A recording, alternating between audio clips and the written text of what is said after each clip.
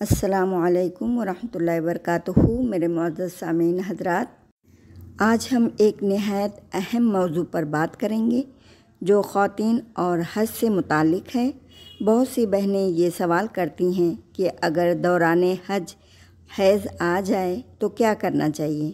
آئیے جانتے ہیں رسول اللہ صلی اللہ علیہ وسلم کی اپنی ازواج مطہرات اور صحابیات کے ساتھ پیش آنے والے حقیقی واقعات۔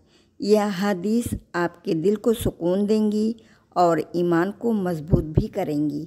حدیث نمبر 1، حضرت عائشہ رضی اللہ تعالیٰ عنہ کا واقعہ۔ آپ کی دی ہوئی حدیث۔ حضرت عائشہ رضی اللہ تعالیٰ عنہ فرماتی ہیں، ہم حج کے ارادے سے نکلے۔ جب ہم مقام شرف پہنچے تو مجھے حیض آ گیا۔ میں بہت زیادہ رنجیدہ ہو کر رونے لگی۔ رسول اللہ صلی اللہ علیہ وسلم میرے پاس تشریف لائے اور فرمایا، کیا تمہیں حیض آ گیا ہے؟ میں نے عرض کیا، جی ہاں۔ آپ صلی اللہ علیہ وسلم نے فرمایا، یہ وہ چیز ہے جو اللہ تعالیٰ نے آدم علیہ السلام کی بیٹیوں کے لیے مقرر کر دی ہے۔ تم حج کے سب افعال کرو مگر بیت اللہ کا طواف نہ کرنا۔ صحیح بخاری کی حدیث ہے۔ اسلام خواتین کے حالات کو سمجھتا ہے اور ان کے لیے آسانیاں پیدا کرتا ہے۔ حدیث نمبر 2، حضرت صفیہ رضی اللہ تعالیٰ عنہ کا واقعہ ہے۔ حجۃ الوداع کے موقع پر حضرت صفیہ رضی اللہ تعالیٰ عنہ کو بھی حیض آ گیا۔ صحابہ کرام رضی اللہ تعالیٰ عنہ فکر مند ہوئے کہ کہیں وہ طواف افاضہ نہ کر سکیں۔ رسول اللہ صلی اللہ علیہ وسلم نے فرمایا، کیا انہوں نے طواف افاضہ کر لیا تھا؟ صحابہ نے کہا، جی ہاں۔ آپ صلی اللہ علیہ وسلم نے فرمایا، پھر انہیں جانے سے کوئی چیز نہیں روکتی۔ یہ صحیح بخاری کی حدیث ہے۔ اگر ہم رکن ادا ہو جائے تو عورت پر بوجھ نہیں ڈالا جاتا۔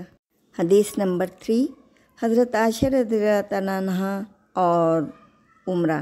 ایک بار حضرت عائشہ رضی اللہ تعالیٰ عنہ کو عمرہ سے پہلے حیض آ گیا۔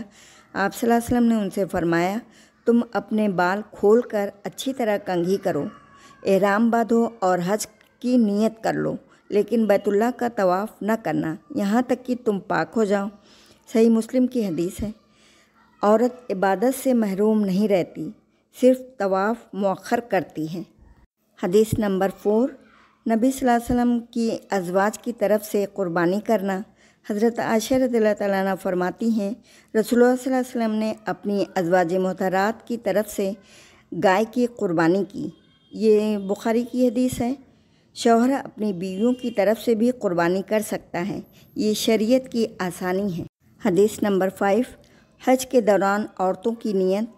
ایک اور روایت میں حضرت عائشہ رضی اللہ تعالیٰ عنہ بیان کرتی ہیں، ہم نیت اور لبیک کے ساتھ نکلتے تھے، لیکن جب ہم حائضہ ہو جاتی تو ہمیں حکم دیا جاتا کہ صرف طواف نہ کریں، باقی تمام افعال کریں۔ یہ ابو داؤد کی حدیث ہے۔ اسلام عورتوں کی عبادت کو ضائع نہیں کرتا بلکہ آسانی بناتا ہے۔ حدیث نمبر 6، حضرت میمونہ رضی اللہ تعالیٰ عنہ کی حدیث۔ حضرت میمونہ رضی اللہ تعالیٰ عنہ فرماتی ہیں، رسول اللہ صلی اللہ علیہ وسلم نے فرمایا، عورت جب حیض کی حالت میں ہو تو وہ مسجد میں نہ بیٹھے، نہ طواف کرے۔ یہ صحیح بخاری کی حدیث ہے۔ عبادت کی پاکیزگی کا اصول برقرار رہے مگر باقی اعمال میں کوئی رکاوٹ نہیں۔ میرے عزیز دوستوں، یہ تھی وہ روشن مثالیں جو ہمیں بتاتی ہیں کہ اسلام عورتوں کے لیے آسانی کا دین ہے۔ حج جیسے عظیم رکن میں بھی اللہ تعالیٰ نے خواتین کی حالت کو مد نظر رکھتے ہوئے سہولتیں دی ہیں۔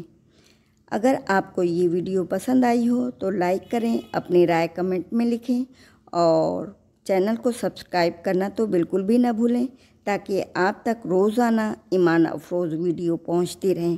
جزاکم اللہ خیر۔ آج کے لیے اتنا ہی کافی ہے۔ اب ملتے ہیں نیکسٹ ویڈیو میں، تب تک کے لیے اللہ حافظ۔ آپ سب اپنا خیال رکھیں اور دعاؤں میں سبھی کو یاد رکھیں۔